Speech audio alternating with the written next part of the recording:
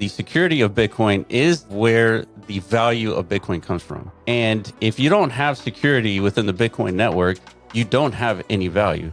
You guys pioneered digital matter theory as a secondary reward for miners. It comes at the perfect time because it feels like whatever the core identity of crypto has been, it somehow has been lost. The revenue to the market cap of Bitcoin for miners is on the way down. And if the security is declining over time, then we need to come up with a way to supplement that security.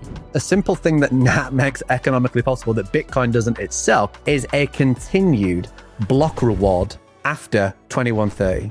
It enables mining revenue to be sustainable, presuming minimal transactions on the network.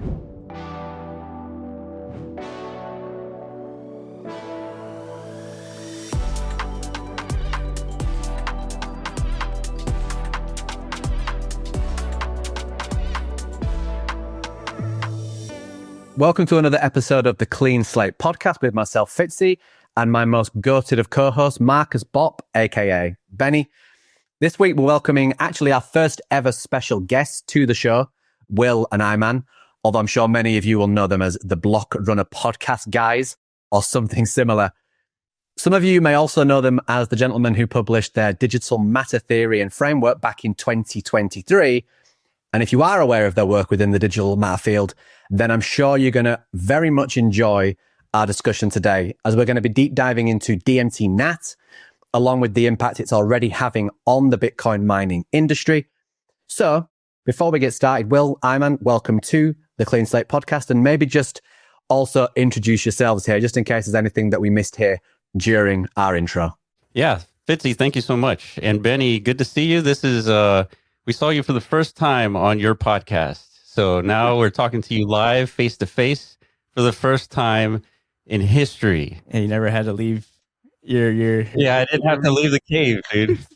So this is like a universal event.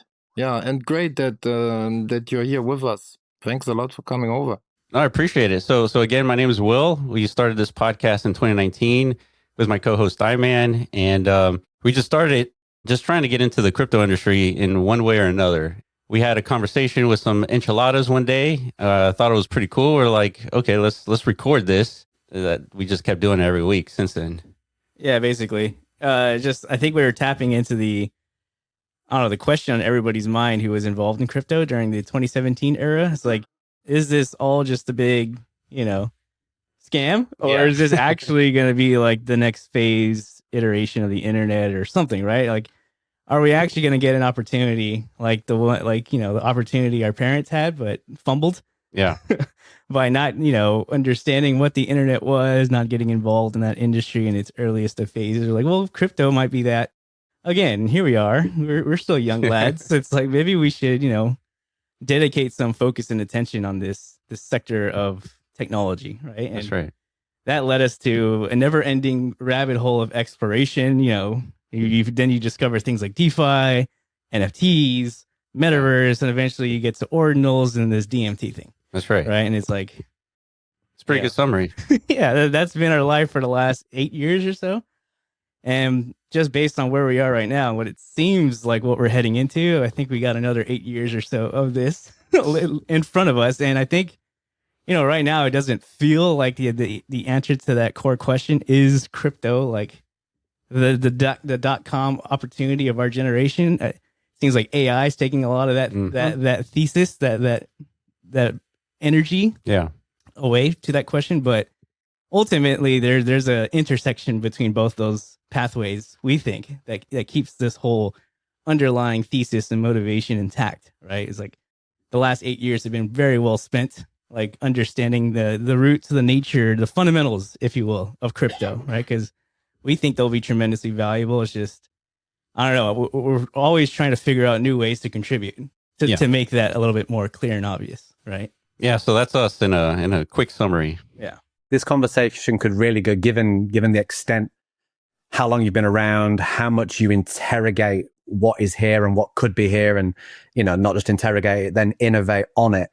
The conversation could go many different ways, but today we're here to discuss two things, really. The broader topic is Bitcoin mining and value, sustainability. But ultimately, the kind of deeper nugget of how you guys are contributing to Bitcoin is by looking at digital matter, which we'll get into, but primarily something called the NAT token, NAT, or DMT-NAT, as many people will call it. So in a brief summary here, I guess we don't need to go fully into the full history of digital matter and all the technicalities, because I think many people watching this will have already understood and know, and those that don't, then there's plenty of information available. And I don't know how many hours of podcasts that you guys have produced talking about this stuff, but it's there for anyone to go look at. But basic question, what is NAT and why did you launch it? One of the main reasons we had to launch the NAT token was because if we had just released digital matter theory, the framework, it wouldn't have hit. And we've been in crypto long enough to understand that tokens are the marketing tool of any project. And so when we thought of this digital matter theory framework, we were like, we got to launch a token. And this is the only way to do it. And at the time, it was being indexed. I think we just verified the JSON structure with Benny. And, we asked Benny, is like, look at this structure. Is this indexable?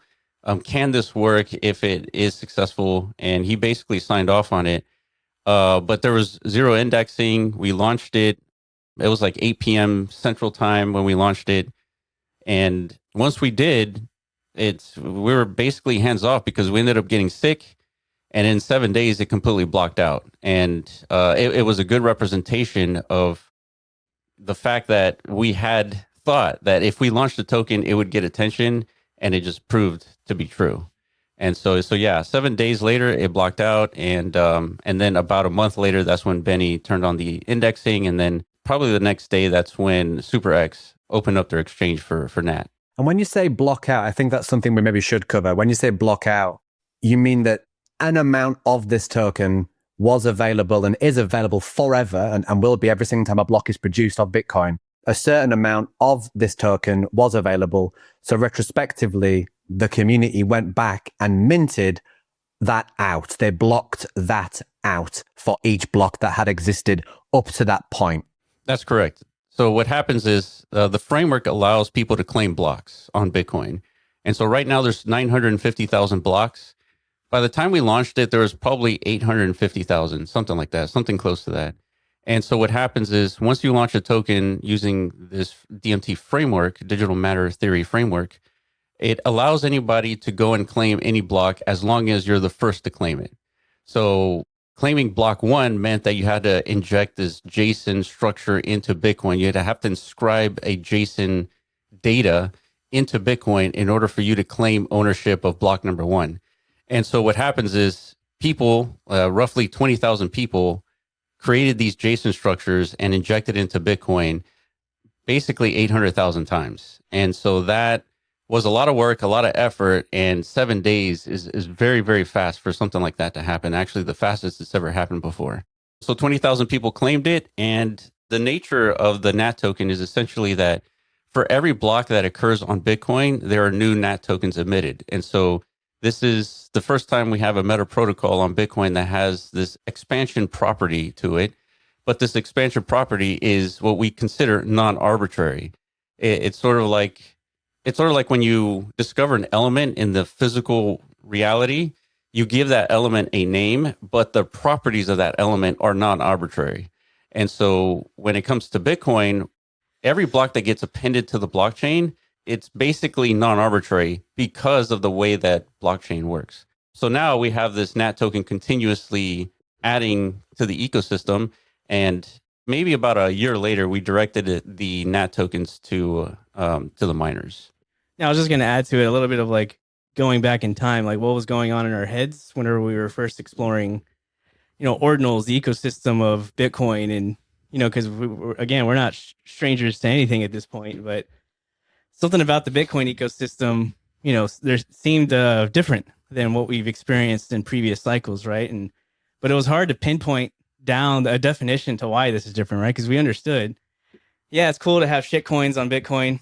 It's cool to have JPEGs on Yeah. Bitcoin, but there's something uniquely different about this iteration of assets on Bitcoin, because it wasn't the first time somebody tried, right? In 2014, 2013, 2012, whatever, there was colored coins, there was counterparty, there were other iterations of injecting arbitrary things onto Bitcoin, but those things died off for some reason. Well, various reasons, right? So it's like, it's not the fact that you can do this on Bitcoin that makes ordinals interesting. So we looked into what's actually happening. Like, well, Casey actually created something very novel with, like, you know, appending something of arbitrary substance to a non-arbitrary data component on Bitcoin, right? Identifying an order of Satoshis, and then we can build an abstraction layer on top of that. Yeah. That's pretty unique, right? And that's what got us attracted, because we've seen token protocols all over up the wazoo, right? That's what crypto's about. But that one seemed a little more interesting. And then you see the rare stats thing. Now there's people doing like digital forensics, trying to find something deeper to Bitcoin, like a whole different layer of exploration. Then you get Bitmap, right? Which is like, it really brought that to our vector of interest, the metaverse, right? It's like, oh shit, this makes a lot of sense. We've seen like every iteration of metaverse attempt you could think of, but this was the first one that had some sort of non-arbitrary aspect to it, right? Novelty. Yeah. Yeah, I remember when Will showed it to me, and I was like, at first I was like, this is pretty stupid. But then I just like sat there for a second. I was looking at the visualization, right, of these blocks just forming into a cluster of some sort of digital space. Yeah. Right. And then it clicks. It's like, oh, this is completely foundationally something different we haven't seen before. But nobody really gave it, you know, all of these ingredients a label, right? Correct. Yeah. So we're like, somebody needs to come in and kind of like align the reality here of what it is this Bitcoin ecosystem has discovered. Oh, it's very akin to physics. It's very akin to, you know, the fact that we just spawn in the universe and we're just kind of subjected to these non-arbitrary parameters of our existence, right? It's matter. It's digital matter. Not only that, we were talking about digital matter theory, the framework, for several months before we actually developed the framework. Like, gave it a name. And gave it a name because we didn't want to do it. True. Yeah, we didn't. We wanted to focus on building metaverse stuff. Yeah. Because that was our lane, right? Right. We did not want anything to do with any frameworks or meta protocols or anything like that. But we also didn't think anybody would do it. And we thought that somebody had to do it. Yeah. So we made lots of videos and recordings planting the seed, essentially. Like, here's the idea. Here's what we think should happen. Here's how we think a standard could emerge from all this. You know, let it simmer for a few months. Crickets. Yeah. It's like, fuck, I guess nobody thinks this is cool. Yeah. So like, I guess we got to do it ourselves. Right. November 2023, that's what happened. Yeah. So then a way to summarize that would be, you guys pioneered the theory and the framework, DMT, digital matter theory, as a way to enable assets, whether it be fungible or non-fungible, to be triggered from Bitcoin's organic data. You launched the token in November 2023 to popularize and kind of, as you said, market the thing that you'd invented, the thing that you'd created. Up until block 88, I mean, it was a free and fair community mint. That's worth noting on the recording of the podcast today. But then if we fast forward, you've kind of mentioned it, I think, yourself, block 885588.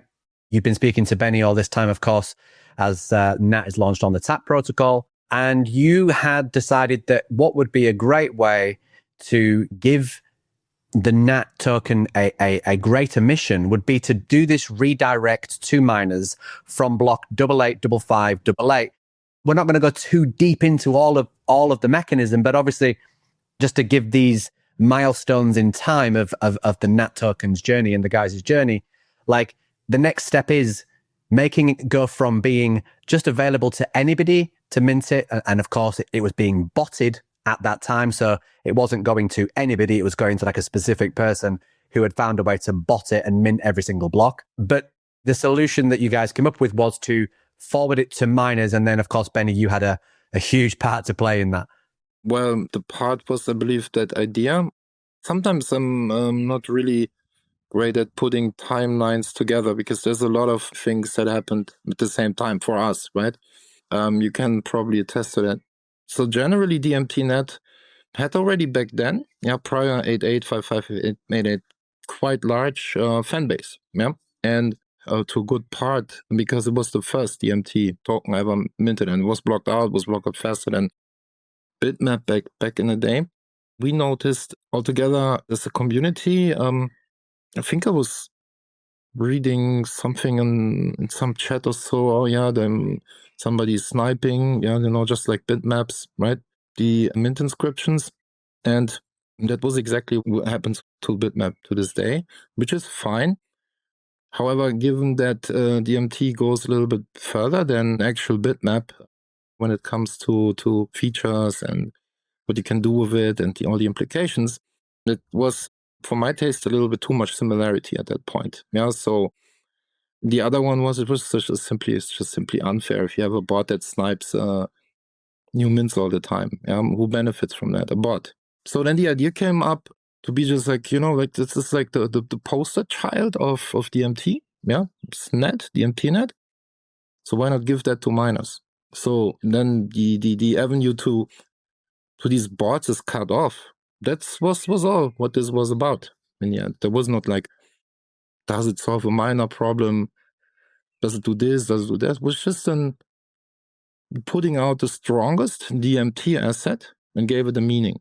Yeah, something useful. And then over time, what happened was that figured out, oh yeah, when NAT came up, for example, with moving the first DMT-NAT, then the implications started to be clear. And we're like, holy shit, they're not putting it only on the mount to the market, but people are buying it. So it means it helps the miners.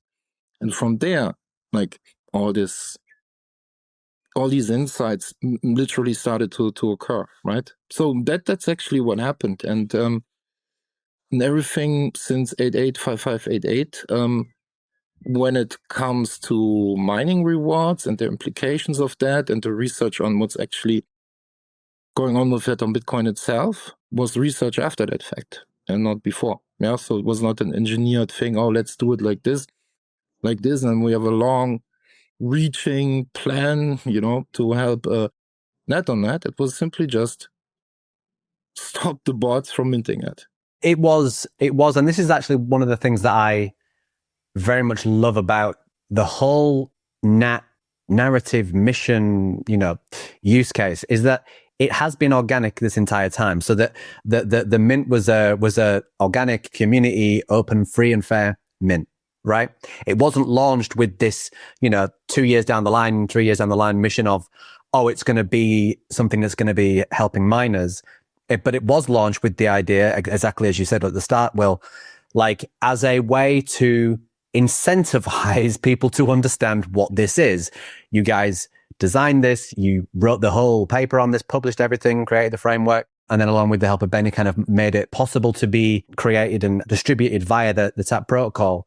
But then it took on this mission of itself, even at the point that you guys are doing the miner redirect, as Benny says. I was in those rooms. In fact, I remember I was in, where was it? I forget. I went around the world in like a month to different conferences. I think I was in East Denver, and I bumped into a guy from Antpool. And I kind of met the guy and tried telling him all about this. And of course, the first, as we can all attest, the first time you try and tell someone all about this, it sounds a bit crazy, right? Or it doesn't really so much these days, I don't think, because we're a lot better at talking about it. Certainly you guys. But, you meet someone like that and you tell them that this is happening and that block 88558 is coming and there's going to be this redirect. But the conversation definitely wasn't, oh, and it's going to do this, this, and this, and this, and this. It was still very much this kind of, we believe there's some value, or you guys believe there's some value there. We all believe in the community, there's some value there. I think it's a huge green tick that this was not something that was all devised, to use that word, arbitrarily from day one. It's an evolution of a token, some value, a framework, a theory, and now a redirect mechanism that brings us to today, which does bring me to, I think, the next question. The primary use case today is as Bitcoin's first ever native secondary reward for miners. In terms of Bitcoin's value at a fundamental level, BTC, the token, what is that as far as you guys see it? What is Bitcoin's value proposition? So there's a couple of ways to look at it. I think Bitcoin's value comes from a conglomeration of things. One of which that is not very tangible is the network effect of Bitcoin. And that is the most underrated thing about Bitcoin is the network effect. And that's that's where a lot of the value comes from, because you could just fork Bitcoin and you have Bitcoin forked and then you call it BSV or Bitcoin Cash. And it's not Bitcoin, right? It's the same code, but it's not Bitcoin because it doesn't have all the miners. It doesn't have all the, the recognition, right? And so you can fork Bitcoin, but you don't have Bitcoin. That's why Bitcoin has sort of a moat to it. All that being said, even though that's an underrated component to Bitcoin's value, the next or equally underrated thing is its security. And the security of Bitcoin is the foundation of where the value of Bitcoin comes from. And the reason is because Bitcoin acts like a lot of things in the physical reality. So for example, the United States military enables the ability to project power to protect the United States and the United States interest. And so all that does is it's a physical cost in the, let's say, the airspace, the land space, and the water space, right? So you're projecting a physical cost. So what's interesting about Bitcoin is that it projects a physical cost in the cyber space. That physical projection of cost is a measure of security. And if you don't have security within the Bitcoin network, you don't have any value. So the analogy I like to point out is like, say, for example, you have the Bitcoin network as it is today, right? It takes 10 minutes. It's very cheap to use.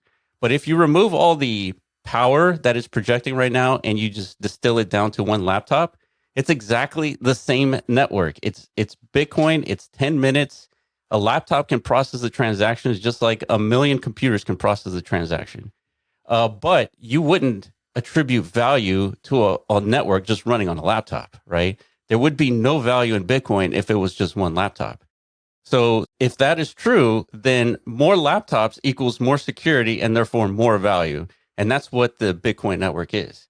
And so the thing that NAT really addresses is the fact that as time goes forward, every 4 years, the subsidy of Bitcoin continues to halve, which is known as an exponential decay. In order to counteract an exponential decay, the underlying value needs to exponentially grow. And that is a mathematical impossibility.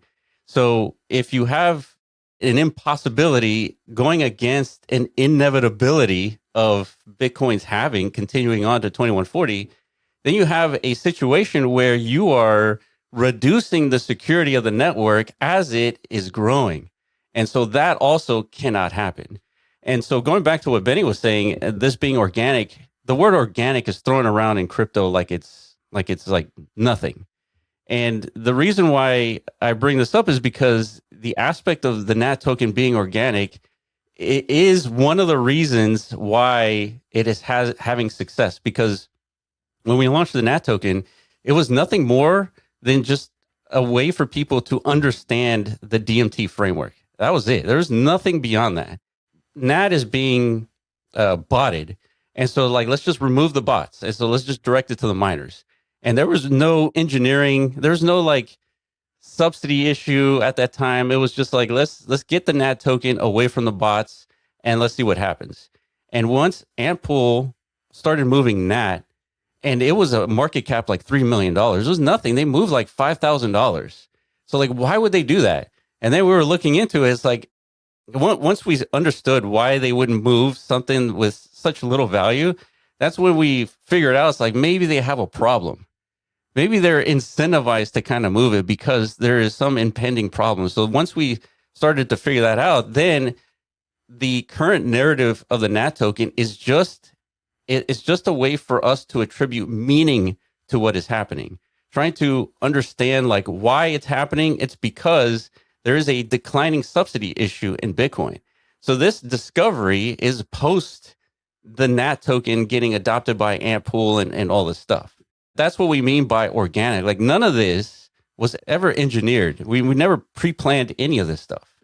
And so that is why it's such a critical thing that you cannot just replicate something like NAT. The Genesis story is one of the reasons why, if NAT is successful in the long term, that is one of the reasons why it is successful in the long term. I believe because you just said that I believe what they are seeing is clearly they're not the only ones, right? There's like more, that are adopting it. It's like the continuation of that mining business without the halving risk. That's to them the use case, to be honest. Yeah, so Bitcoin can proceed the way that they're used to proceed, that how they are used to have that proceeded, but with having a chance of getting that like you said, that exponential halving risk basically disabled, offset it. Yeah, it's a not so bad use case. This tees me up pretty well because I was kind of heading toward this anyway. We spoke about the primary use case as it now exists, which is as this second native Bitcoin block reward for miners that is being adopted. And I don't think we've said at this point, so let's make sure that we do timestamp this on the episode. At this point, it is the 11th of May, 2026. And we have had many of the top, I think 4 of the top 5 major mining pools interact with NAT, i.e., move some or sell some to demonstrate its value. Not us doing that, not you guys doing that, not the community doing that. The actual mining companies themselves, these major mining organizations around the world doing that themselves. But more than that, we have SpiderPool, who already fully integrated the TAP protocol and have integrated NAT into their miner dashboard. I'm currently mining with them myself because of that on my little kind of, BitX miner thing. They did that. Then F2Pool most recently did that as well. And then conversations are happening in the background, as always, with other mining pools, and usually kind of watch this space type thing is worth saying on the episode. But that speaks to the level of adoption and speed of adoption. It was only February last year, block 885588, that the mechanism was even switched on, and we sit here in May already talking at this scale of adoption with, I'm sure, logically more pools to come. And so I asked the question earlier about the primary use case thing and then into the why is Bitcoin valuable, to go into, because this is something I see people in the community and outside the community ask all the time. Well, if it's the security budget that NAT helps, but Bitcoin is enough. Bitcoin is always going to be enough. They completely forego, Will. They ignore the fact that you break down the exponential doubling of the value of Bitcoin, which clearly mathematically is not possible. They speak to this, but then I think a lot of that comes down to the fact that they don't understand how to differentiate between the value of these two assets. So here's a way to word the question that I've never asked anybody. It crossed my mind when I was preparing for the episode today. So, Will Iman, in your opinion, what does NAT make economically possible, whether it be now or in the future, that BTC itself does not? It proves that there is something of value worth, I guess, extracting from Bitcoin itself. Bitcoin being like the foundation to this network, and but in the act of, I guess, Bitcoin having this longevity of security and such, has created something of that we identify as like a substrate vehicle that could be utilized to create new value, right? So I think the big economic unlock to that is now finding new use cases and applications for this substrate to function as some sort of export layer, from the value of Bitcoin to other areas of crypto or other domains, if you will, right? So that's literally the thesis to why we're doing our next thing with our NAT.fund release, which is coming out, I don't know, hopefully soon. Yeah, but it's probably already out by the time you're watching this video. Could be, but don't bet on it. Yeah. So, but that the whole purpose of that iteration is to kind of demonstrate that there is export value to Bitcoin, that there is substantive value that can be applied to other chains, other ecosystems, whatever. It doesn't have to be only natively unlocked through Bitcoin or on Bitcoin itself, right? And I think that adds a tremendous new economic opportunity, again, to extend in this effort to finding new verticals of value that can be delivered to maintain the security of Bitcoin, right? It's not just NAT. There could be a lot of value created abroad that gets, funneled and directed to NAT, which ultimately fulfills this mission narrative, the mission thesis to NAT, right? Which is to serve as that new subsidy vehicle. That's right. So there's going to be a lot of, trailing through unknown territory as usual and actually executing on this, this idea. Yeah. So what Iman is talking about is essentially people have come up with different use cases for Bitcoin. Michael Saylor says we should just, store it as a store of value, and many others besides Michael Saylor. Other people saying it should be Bitcoin like cash, right? Like Satoshi is saying. And so what Iman is saying is like, let's just use the Bitcoin blockchain as a substrate layer so that we can create things out of it. So it's just another use case. The one thing I would add to that is that, yeah, there's an additional use case for Bitcoin that is being discovered through DMT. But to be very specific about the NAT token, when you have Bitcoin's security budget decaying as it is, the whole premise and the whole value proposition of Bitcoin is not only the network effect, but it's the security. And if the security is declining over time, then we need to come up with a way to supplement that security. And security for Bitcoin is synonymous to the revenue of miners. So if revenue of miners goes up, security goes up. So if security is revenue, then how do we add more revenue to the miners so that they maintain the security of the network as the subsidy continues to exponentially decay? So there's a parallel that exists today that I think is very apt, because if Bitcoin is a projection of power, then the best projection of power is the United States military. And they spend about $1.5 trillion per year on their military. And that's roughly 3.5% of the GDP. So then we were like, okay, what if the security was 3.5%? And so it's like, okay, let's say that 3.5% of Bitcoin's value is being used to supplement the security.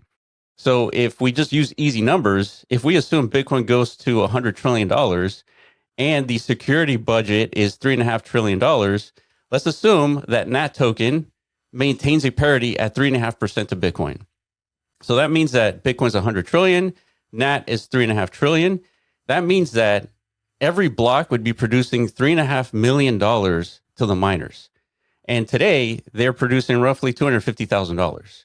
So what we have now is Bitcoin continues to go up as people are predicting, as probably it should go up. But now we have the security being a parity in lockstep with Bitcoin at 3.5%. We have the security also going up. And that means that the revenue that miners receive continues to go up and not down.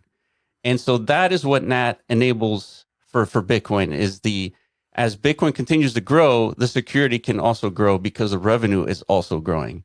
That is largely misunderstood of a lot of the Bitcoiners who talk about Bitcoin.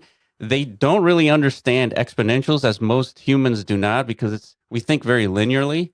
And it's not obvious that the revenue to the market cap of Bitcoin for miners is on the way down.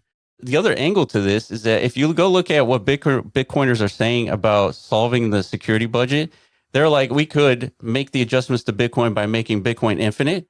We could do proof of stake. We could do demirage, where we tax everybody, or we could take Satoshi's Bitcoin and start distributing it to the miners.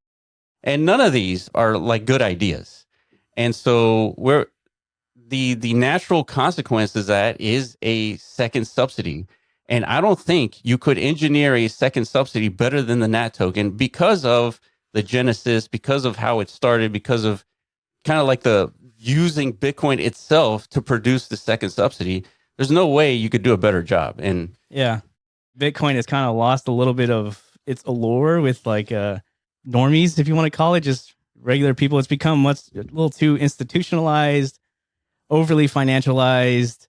It's got this stench to it now that it didn't have originally. Like, it lost a lot of its cypherpunk esteem, I think, to a lot of people. Like, if you ask people across the street about Bitcoin, it just doesn't resonate the way it used to. Yeah, Google Trends is on the way down. Right. So I think the thing, like adding new layers of applicability or extensions to the meaning and the purpose of Bitcoin beyond just this like money transit layer for the elite class at this point. It's just Michael Saylor and friends just moving billions of dollars around at this point.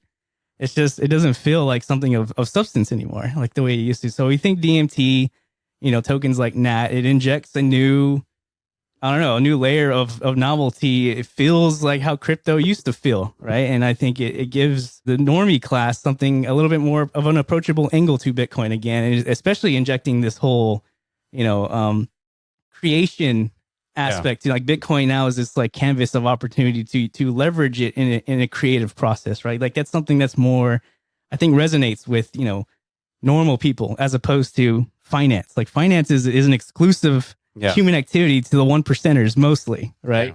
If you actually look at, most people don't understand finance. Most people want nothing to do with it, right? So if you can offer Bitcoin and package it into a new vehicle that's much more mass consumable, like creating things, like building IP from it, building, just different verticals of interest beyond finance, I think it further enhances the probability of Bitcoin actually surviving. Yeah, it's accessible. Yeah, and continuing its much needed growth trajectory. Yeah, I think to answer my own question, because this is one of those occasions where I asked the question and then I had worded it. I believe we've spoke at length about this, right? And I don't believe the wording of that question, what does NAT make economically possible that BTC itself doesn't? I've never heard you guys ask that. I've certainly never asked that. I don't believe me and Benny have ever discussed in that many words. So the advantage I have over you is that I knew that question was coming because I was going to ask it. So I did thinking this morning around this, and there's a very simple answer, right? One very simple answer. Bitcoin will end. Bitcoin block rewards will end. So the first thing that NAT makes economically possible that Bitcoin literally does not itself, unless, as you say, caveat, they just change the supply from 21 million to infinite, right? Which, of course, I think anybody watching this and all of us certainly agree is it's ridiculous that in 2026 that is still a conversation that happens in the halls of Bitcoin power, let's say, right? So a simple thing that NAT makes economically possible that Bitcoin doesn't itself, BTC does not itself, is a continued block reward after 2130. So that's right. BTC can't do that. So in real dollar terms, right, if we just use the dollar, in real dollar terms, do you guys foresee a future in which the miners will ever be earning more per block in NAT than they do Bitcoin transaction fees? Oh, absolutely. Yeah. So right now, the Bitcoin transaction fees hover between $1,000 per block to $3,000. There was like a stretch of time where ordinals really pushed that up higher, like $25,000, $50,000 per block. That's not sustainable. And Bitcoin has like a heartbeat, a 10-minute heartbeat, right? And it needs consistency because otherwise miners are not able to, sufficiently secure the network if the revenues are up and down, right? So you can't do that. So then what is the market cap of NAT need to be in order to be at least in parity to the transaction fees? And so for $1,000 per block, let's say that's the minimum amount, that means that NAT needs to be at $1 billion market cap. And that's roughly the math that it sort of ends up working out. So $1 billion market cap equals $1,000 per block in miner revenue. Okay. So then that's, I believe, given the market cap that we see on many, many meme coins, right? Things that have no fundamental value. If we have meme coins that are billion plus, right, or billions plus, then, because I asked this question because I always want us, and we always have as a collective of people, whether it's you guys leading the community or us as members of the community or Benny as, co-collaborators with the tech to enable it. Whoever it is, we're all part of the community. What I also love about NAT is the fact that we've held multiple spaces about this. You've hosted many hours of podcasts on this, and a lot of us have done a lot of writing around this, whether it just be out on X or in conversations. We ask the hardest questions ourselves. Certainly you guys on your podcast have interrogated yourselves and tried to poke holes in this, tried to ask the hardest question, tried to play devil's advocate. And so the second part of my thinking about this morning, when I was thinking about asking that original question about economic possibilities that NAT enables that BTC doesn't. The second part is that it enables mining revenue to be sustainable, presuming zero transactions on the network or minimal 100%. Transactions on the network. So that, in my mind, is two things that NAT makes economically possible that Bitcoin alone does not, as in BTC alone does not. And I just personally wanted to make sure that we had this part of the conversation So if anybody wants to poke holes in that, feel free. They can continue to. But I don't really think that fundamentally and logically and understanding how value works and understanding how Bitcoin works, even just these two things show that it is unique and that it should not just be, back to my maybe 3 questions ago point, what's the difference? How do we differentiate between BTC and NAT? It's not exactly the same thing. It's not just, it's more rewards for miners. I 100% agree with what you're saying. And it really goes back to what is the consensus use case for Bitcoin? And right now, I would say the consensus use case is store of value. And so what is store of value? You buy the asset and you hold it and you don't transact with it. That's what store of value means. And if that is the consensus use case, then on average, people will be buying the asset and holding it.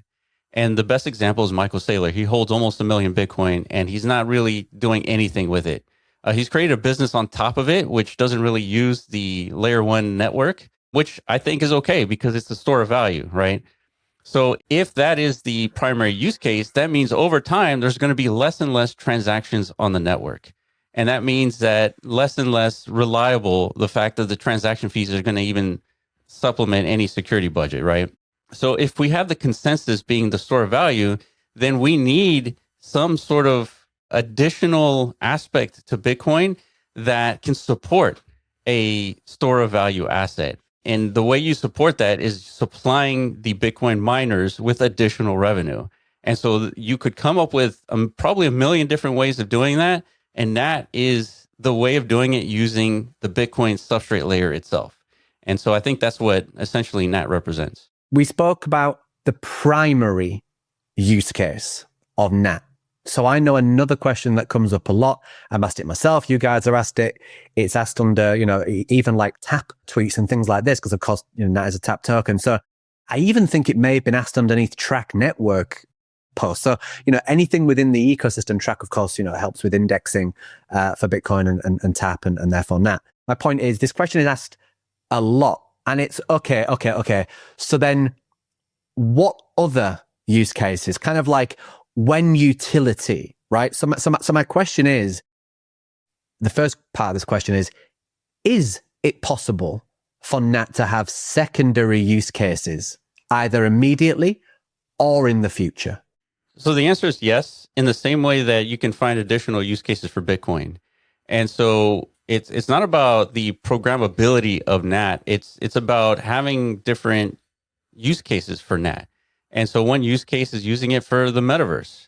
In the same way you could use Bitcoin for the metaverse, but if anyone's used Bitcoin, it's a terrible user experience, right? So that's why it lends better as a store of value than as a cash, right? As a peer-to-peer cash. And so I think you can come up with a lot of use cases for the NAT token just because of the supply is a very big number. So it's just kind of easier to kind of use for microtransactions. So that's one use case. And then it's on different networks as well. It's on Ethereum and Solana. It's on Binance Chain. And so with that, you can add some layer of programmability as well. So it's really up to the community to come up with these different use cases. And so on the NAT.fund side, our use case is probably creating the next digital asset treasury strategy with the NAT token. Maybe eventually make it public, right? Just like Michael Saylor did, but in this case with the NAT token. That's what we think is a good use case for the NAT token.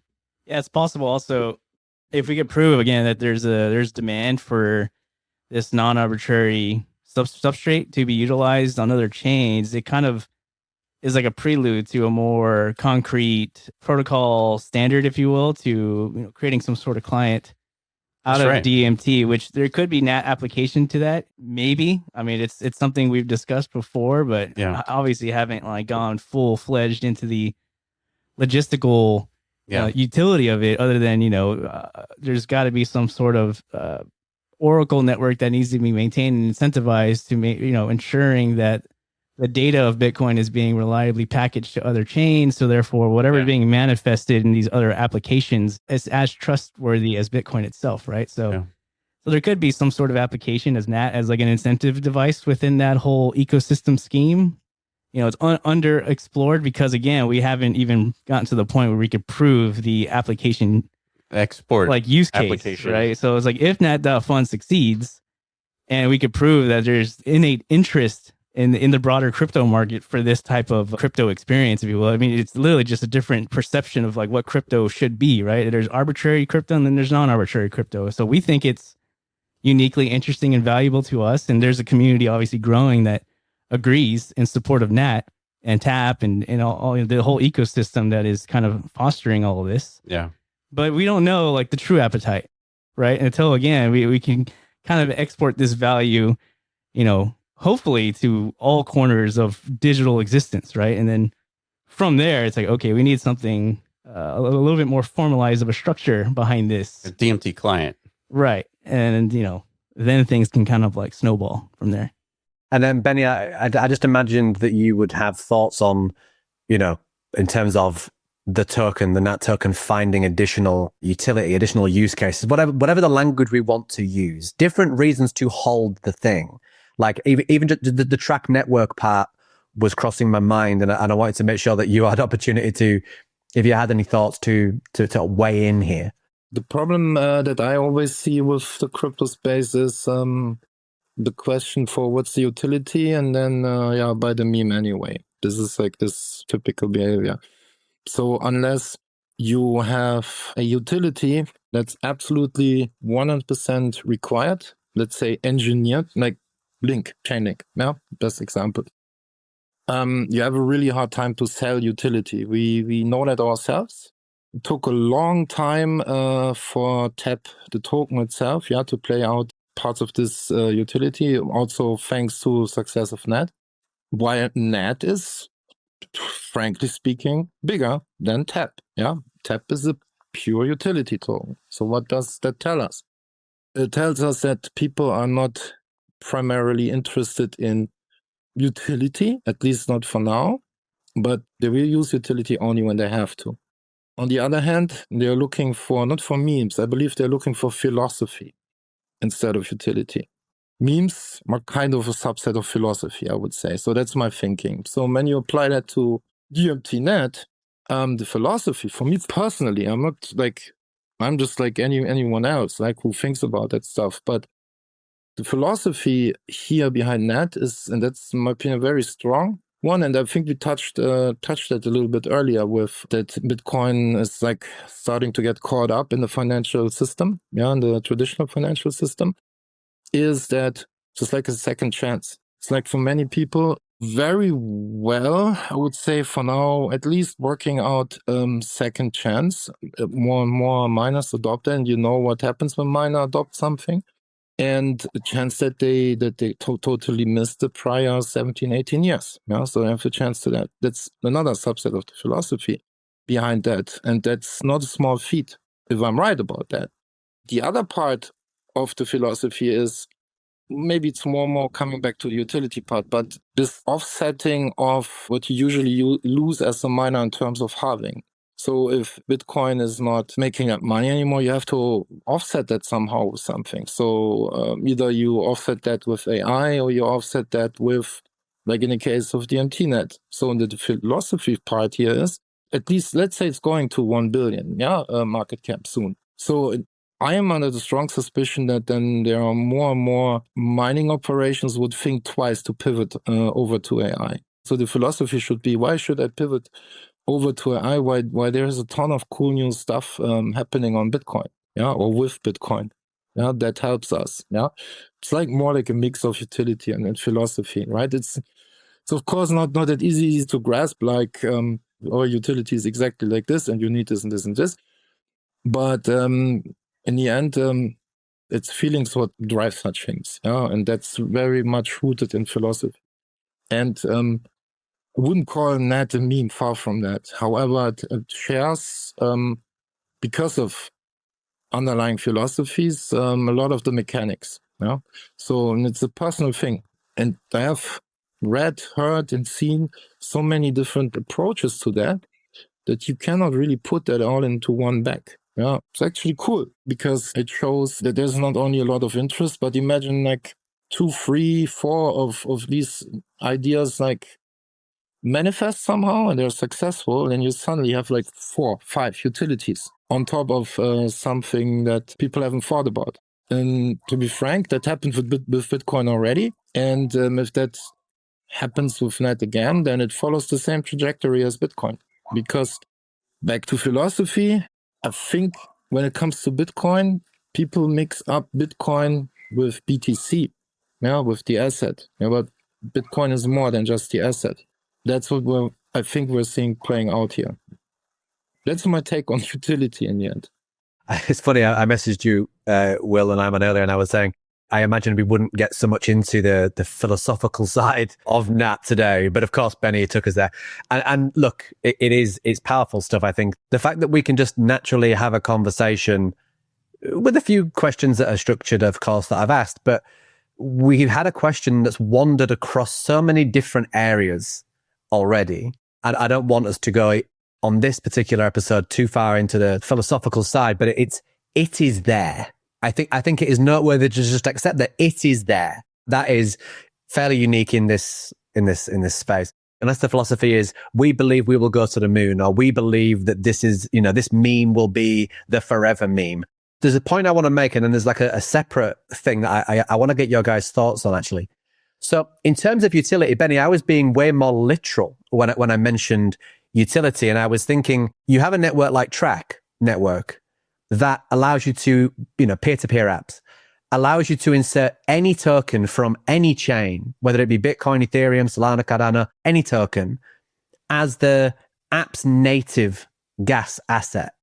So if we just look at this from, and Will, you mentioned it, the community, of course, as with many assets, right? There's a thing that happens with network effects and with the growth of a community, especially an organic one with a mission, is that people want to have that token. Well, if you want to have more of that token, how about you charge for a service or a product in that token? And Track Network is today, anybody could create an app within the NAT ecosystem that takes NAT as the gas token or takes it as a fee. And so the question of, does it have secondary use cases, additional utilities, or is it just, and this is also funny, is it just an additional reward for miners, as if that in itself isn't incredibly significant historically in the 17 years of this network's existence and the future years of its potential downfall, should there not be, mechanisms that drive additional revenue to these people. So that's a very literal way to do utility. Anybody in the NAT ecosystem, remember, you can launch an app today on Track that enables you to earn NAT in fees, that enables people to use it as the gas token of your app, whatever that app is. So that's a very literal utility. But this is something else I was thinking about. And it comes back to this point of when you guys are talking about NAT on the podcast, or when you guys are tweeting, or I'm sure in your Discord and certainly in the Tap Track ecosystem as well, people are trying to bucket conceptually DMT, of course, but like the NAT token itself, even with this current mission and current main use case as a second block subsidy, but they're trying to bucket it somewhere, and it doesn't seem to fit, is what I've observed, within one single area, and that causes friction, and it causes sometimes, I believe, overthink. And so I wanted to just list what I believe to be the kind of universally held, 99% of the time, reasons that assets in this crypto ecosystem hold value, right? They fall into one of three categories, in my opinion. People believe that the meme that's attached to that token will remain culturally relevant for an extended period of time. Like, this meme is going to be the one that sticks around, right? Doge is a great example. People believe that a team is going to build valuable infrastructure in the future that solves genuine fundamental problems, of course, protocols, meta protocols, chains, these kind of things. Classic value ascribed to that type of token. Or people believe that a token will find, as we're discussing now, back to the point, a token will find ways to become useful, as a utility token that can be used inside apps or products or services. But something that I think trips people up is that I believe that NAT falls into all of those, can fall into all of those, as we've discussed. But also there's this bucket of its own. And here's my crack at what I think fairly unique to NAT bucket is. People that hold NAT believe that what is an already fully built, fully completed, automatic, self-executing forever reward mechanism, people believe that that will remain not culturally relevant in terms of the meme, but it will remain economically relevant for an extended period of time without, and this is key, any actions being required by you. I can't think of a token that fits inside that description, but does NAT remain economically relevant for an extended period of time? That is the key question, I think. I think that is why. So there's another meme, I guess, yeah, just like an idea meme that, a lot of these tokens, they try to compete against Bitcoin and they call themselves the second Bitcoin or the next Bitcoin. And we've seen that sort of marketing pitch several times in our history in crypto. And what you're saying is NAT could be relevant for multiple cycles. And I think that is true. And I think that is why a lot of people in the community say that this is the second chance at Bitcoin. Because of this nature of NAT not fitting into a particular bucket, right? It's not a programmable chain. It's not some DeFi product. It isn't just a meme. It's all these things that NAT is, and therefore remains to be relevant in subsequent cycles. And NAT has programmed relevance in the fact that Bitcoin continues to have its subsidy continues to decline, and therefore the issue becomes even more relevant over time.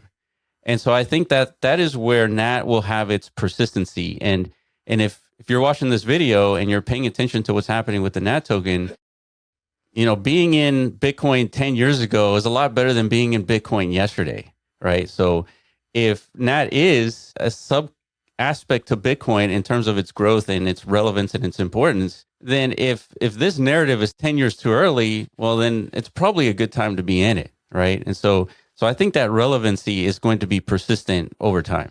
I agree. And you mentioned multiple cycles, but when I was thinking about that and when I was asking the question, multiple cycles, I think, you say the word cycle, you think 4 years, of course. So multiple 4-year cycles, 4 years, 8 years, right? 12 years. It doesn't sound like it's that impactful if we zoom out to when Bitcoin is 50 years, 100 years old plus.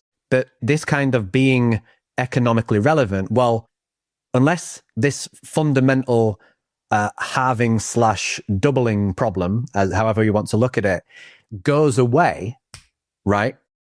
Then that extended period of time, the way that I look at it, it's more than just saying multiple cycles. Of course, it is multiple cycles if it's 100 cycles. But I think, you almost, in my opinion, understated that. Something I meant to ask earlier, but I want to cycle back because, again, as I said earlier, you guys certainly pride yourselves on answering and, if not, being the first to ask the difficult question. This is another thing that I see people, and actually we put out a tweet a couple of days ago to kind of tease the fact that we might be filming this podcast. And I said, look, from the Clean Slate account, like, what are the questions that you would like to be asked? And one that was asked is, and it's asked in many different ways, but it's the same question, right? It's the same question, however it's asked. So I'll ask it in this way. Is it possible that there can be enough demand to absorb the sell pressure from the group of people that NAT is there to reward, i.e. the miners? So is it possible that there is enough demand in the market, given everything we've discussed today, to soak up the sell pressure from the people that get it, the miners? Yeah, this is a good question. And the short answer is yes, there's enough demand.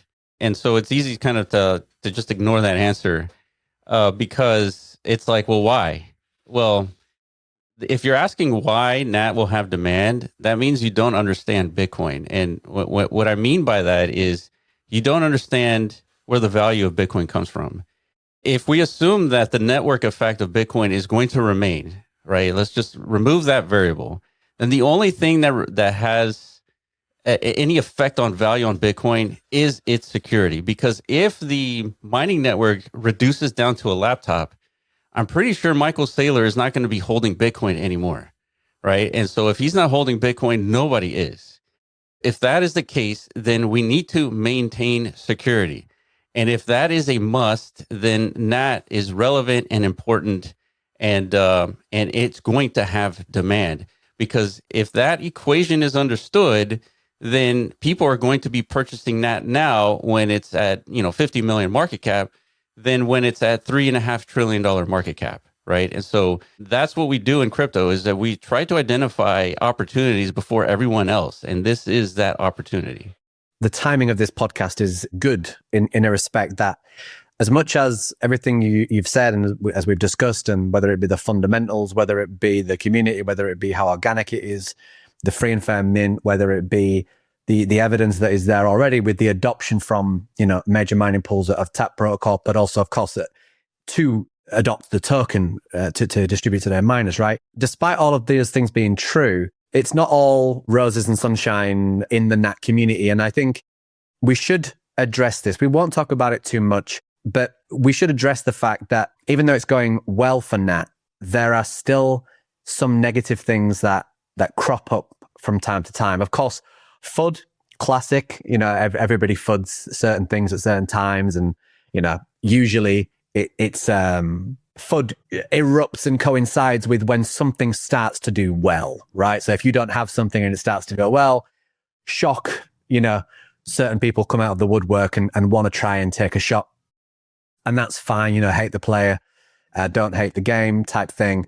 But I think you know what I'm talking about here, that there seems to have been some what I would call unsavory attention, some unsavory behavior, some unsavory actions, some unsavory things being said relating to for want of another word, let's just call it a kind of a copycat project that seems to be trying to vampire attack NAT's success and narrative. So maybe just kind of give us your perspective on what's been happening there in probably what is only the last 7 to 14 days. So it goes back to just kind of understanding crypto and incentive mechanisms. We expected copycats to occur in the same way that Bitcoin has a ton of copycats. And so that is completely is expected. And I don't think we've seen the worst of it yet. There's some OG Bitcoiners who will eventually be confronted with the question of security of Bitcoin. And they're not going to like the fact that there is a token out there worth $1 billion or 10 billion or whatever it is that is supporting the Bitcoin network. And they just don't like any token besides Bitcoin. And that's because they have a ton of Bitcoin, right? That it's really that simple. And so they have a back bias as much as anyone else. Any type of scammer out there who's launched a copycat token, they have back bias. And so they'll say anything to support their bags. And that is what's happening right now with the copycats.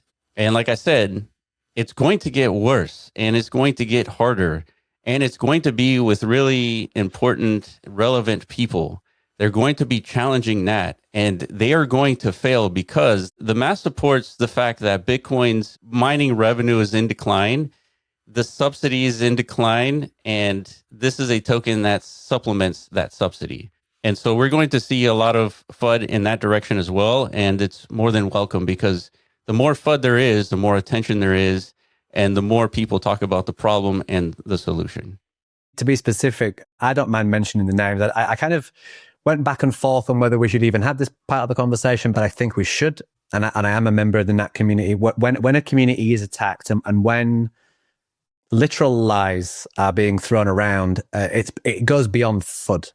And so I believe that this conversation should be had, albeit, as I say, relatively short. So I was referring to, and I believe we're referring to something called BIT, a separate DMT token launched a couple of years ago. There was quite a few events that between us, I think we spoke in private. We saw what was coming, I think is fair to say. I know you guys maybe covered it on your podcast.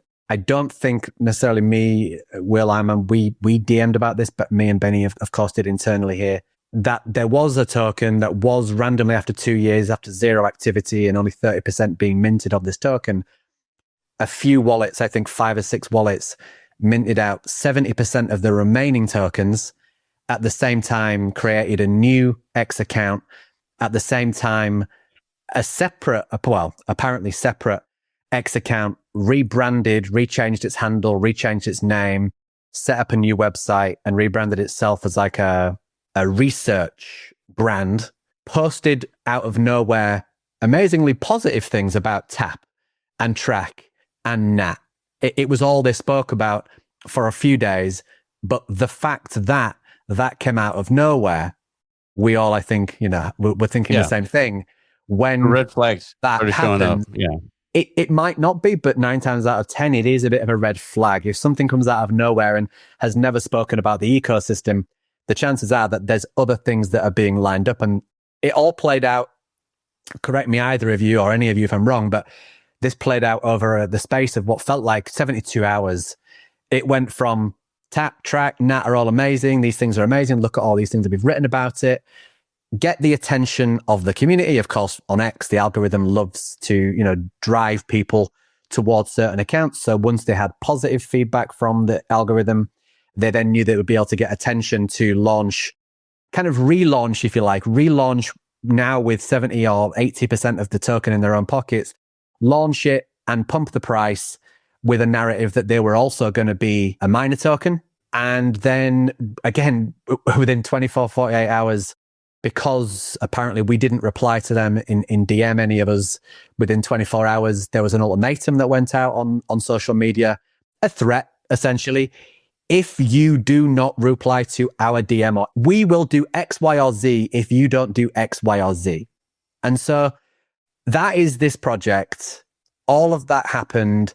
There was a website that went up. I forget the website, but there was somebody in the community posted a website, did some research into all of the data that supports the wallets, and it all leads back to the original deployer.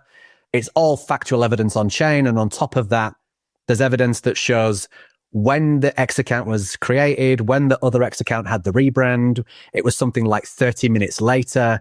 Also in that same period of time, wallets that had never moved all woke up at the same time and sold. Like, I won't list it all. There's a website and we can link it when we post this out. But feel free to talk about that. Feel free not to talk about that. I just thought it was worth bringing up because there have been attacks made, and there've been attacks directly at the integrity of all of us. I totally agree. And so this is why we do the podcast. And we've been doing the podcast since 2019 in order to showcase authenticity.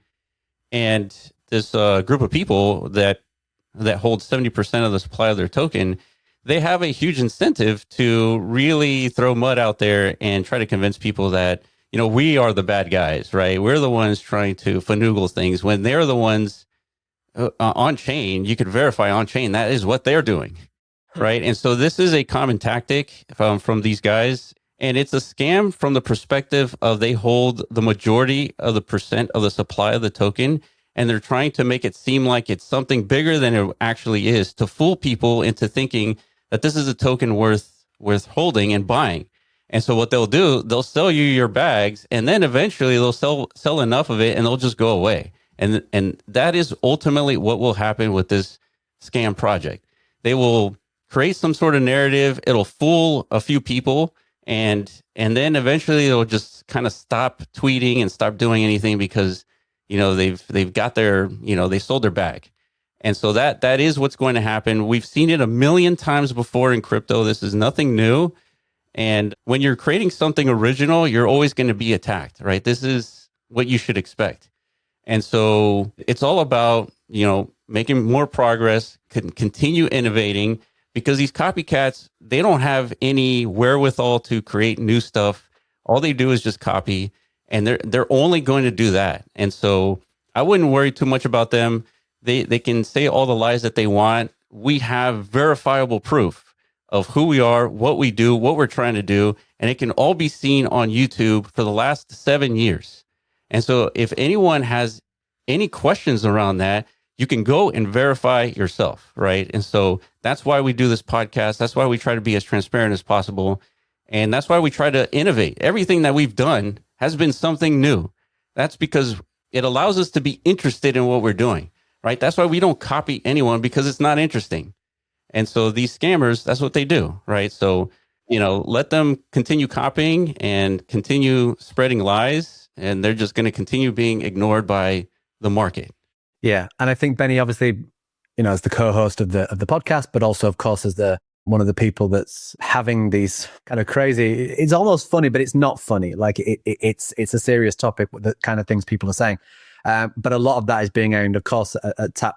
And in fact, you can probably speak to this if you would like, but these people have said, for anybody that hasn't followed this, essentially now it's evolved to the point where, well, NAT is only a minor reward token, but guess what? We're going to create the first ever minor reward protocol, by which, they mean copy paste TAP protocol, which is of course open source, which is a very good thing.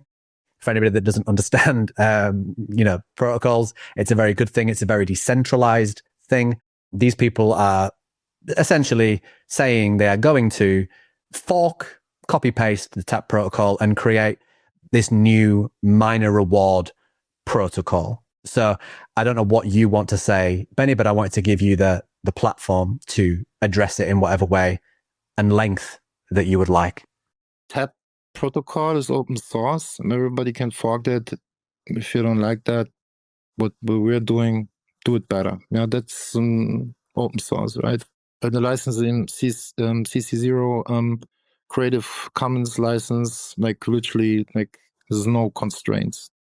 The first time I got wind of this was when this thread showed up.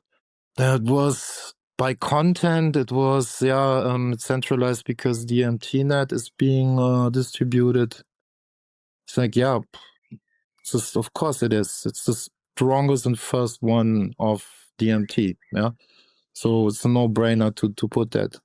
We were actually thinking to do multi-subsidies back then, and that was their critics point was, or the attack surface was, it's centralized, and we just do it for every miner. So now just imagine they are successful with their fork, and it's just as successful as BSC20. BSC20 has more than 250,000 tickers deployed. So if you would literally go and every block you would supply 250,000 tickers with block rewards across n different DMT fields, you would land at unsolvable indexing complexity in terms of CPU usage and disk space. So it looked very much to me like, let's say, this one dude with an AI prompt and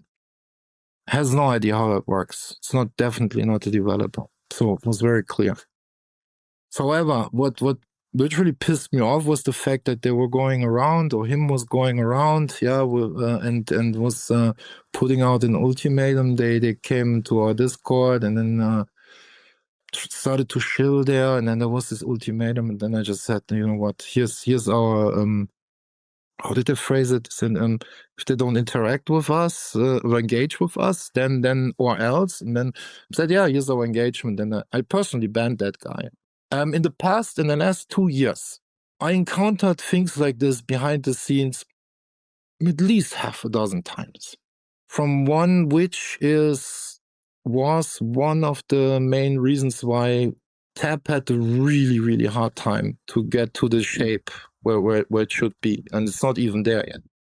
And we won that case just recently, and I'm not scared of this guy either. It's just annoying. It's really, really annoying. It's so ridiculous to see that the same people fall for the same stuff over and over again. We are all doxxed. People know us since years. Yeah, we are not always successful. Yeah, we make mistakes. Happens. Yeah, happens. Mistakes are totally normal. Actually, in IT, this is old saying, if you don't make mistakes, you're not really good in IT, right? So, but it's a completely different thing than being anon, fork something, then threat the original developer with ultimatums or else kind of stuff. And then as I watched your podcast about what actually happened there, it was pretty much clear. So they were just setting up something where they can sell the tokens that they minted. Unfortunately, that's how crypto works. You all signed up to this. And of course, you all want to change the world. But I think that part of crypto you cannot change, at all. You can only show consistently that you can do better. And there will be a response to that in a fair, competitive manner. Not because I feel like it's going to be big or so, just because it gives me a little bit more, like push towards things I wanted to do in the past that I really feel like I want to do now, because it's probably the right time to do in terms of what's coming. And that's how I address that. And then we'll see. I don't think a simple prompt will be able to catch up with that. Full transparency, we don't know what Benny is talking about. I found out 2 days ago. Yes. It's something we discussed in the past, but like, I think if I was to read between the lines of what Benny just said, like, and it's funny because the amount of times that I'm a very opinionated person, I think you guys know that about me, and I worked with Benny now and the team for over 2 years, and I take these things personally as well, right? Of course, we ignore this because we know what this is. So, publicly on, you won't see tap or track or anything like that, or even really our main accounts amplifying this or speaking back to the, baseless lies and claims that they're making. Because to Benny's point, I've been in the company 2 years and I've seen multiple of these. I would say, Benny, it's probably more than 6. And let's just call them entities that have attacked you or the protocol or us as an organization. It just so happens to be the latest. And as we said, the on-chain evidence, the other evidence, and what I think will happen in the coming weeks and months, it will prove. And at least we've documented this here today. It's good to have this podcast happen today. Benny, to one thing that what you said, I want to make sure we get this on tape as well. The threat, and I'm not going to read it, but it was essentially, we've made a pull request on the TAP GitHub. We request X, Y, and Z. If X, Y, and Z is not initiated within 24 hours or something, then we will fork your protocol and we will make it better, and we will drive every single token. This is their promise to their holders and their community. We will drive every single token, every single DMT token on our protocol to miners. You replied and said, it's a hard pass, basically. And the reason being the indexing issue that you just stated, that will not scale. It is a problem. And that's why, right? So it wasn't just we ban you from the Discord. It wasn't just we ignore you. It was the threat you're making is a threat. We don't negotiate with terrorists. We know what you've done with your wallets. We've seen on chain, and it's stupid that they think that the creator of the protocol and all of us who are so close to the protocol don't watch what's happening on the protocol. We saw the minting from their wallets start to happen. And Will, as you so very well discussed on the podcast, I think, and as that website, whoever created it, shows, it all ties back to the deployer anyway. So that's all very cut and dry. I just wanted to make it clear that it wasn't just all a Discord conversation. It was a official request. They made a pull request on the GitHub, and that we as an organization, Benny, you, of course, as the CTO and founder, replied saying, we won't do that. So basically, fork. Feel free to fork what is open source, fully decentral, CC0 commons, right? Feel free. So I think that's it. I'm sure we'll hear more from them. After they were, of course, just saying, yeah, the team rejected that, but they didn't say, of course, why it's being rejected, because it's a dumb idea. If that would be so easy, Vitalik wouldn't have needed to create an entire smart contract system. It would have instantaneously, without any payments or any incentives, throw out tokens all the time. Yeah, just that would have filled probably by now, the maximum possible information density in the universe, if that would have happened, right? And that is simply because they are not interested in actually solving problems. They're spinning up narratives, they're fighting, they're opening a fight against you, they're looking for attack surfaces, make themselves look legitimate, although they don't fulfill any, the slightest, the topic is knowing being doxxed, so that's the minimum, in the space that you can do. They're not doxxed. Their X accounts are basically paid micro calls, like literally all the time. That's what I could see, literally, and they're lying. They're literally lying, in the face, And they're doing this gaslighting thing, where you just as often repeat something as much as possible, then it's like supposed to become the truth, which it isn't. It's a little bit like you're reversing the attacker role, right? So, we are the good guys, you're the bad guys. Like, like it's like this flip-flop. Yeah, it's like kind of a little bit game theory. I get it. I know that's how it works. Unfortunately, these people don't know how I work, and I respond in a, like I said, in a very fair, competitive manner, and everyone will soon see and hopefully like what that means. Yeah, and we're not going to discuss what that is, obviously, but it's a pretty powerful thing that you've basically, and if you guys watch this, the liars, but thank you, because you've pushed Benny to do something way earlier than he's going to do it anyway, and I think people will very much like what he's done. So I think thank you for that. That things happen for a reason. So I don't really have any more questions. You guys, as usual, have answered, very straight questions. The conversation is always an absolute pleasure. We got into a little bit of philosophy, a little bit of tech, a little bit of crypto, a little bit of everything. So Benny, unless there's questions from you on NAT and all of this, guys, I would just say the floor is yours to, any final thoughts or anything like that. The only thing I'll say is that, still early days, the NAT token is still going to be very volatile. So expect that. But we have another platform on the way that addresses a different kind of problem with NFTs, where ultimately, if we are right with this thesis that addresses a problem with NFTs, then it's going to generate enough revenue, and we're going to supply liquidity basically everywhere for the NAT token, and then collect NAT ourselves as a business strategy. And so that is, we're just a member of the community, just like anyone else. And this is how we think we can contribute to the NAT token. And we hope that others also contribute in their own way, creating platforms or, other services around the NAT token, which we think is going to be ultimately kind of one of the main use cases for the NAT token is to do something like, nat.fund. But, however people want to kind of build their own applications and platforms. So yeah, that should be coming out relatively soon, if not out already by the time you guys watch this video. And yeah, it's just, we're going to keep it going.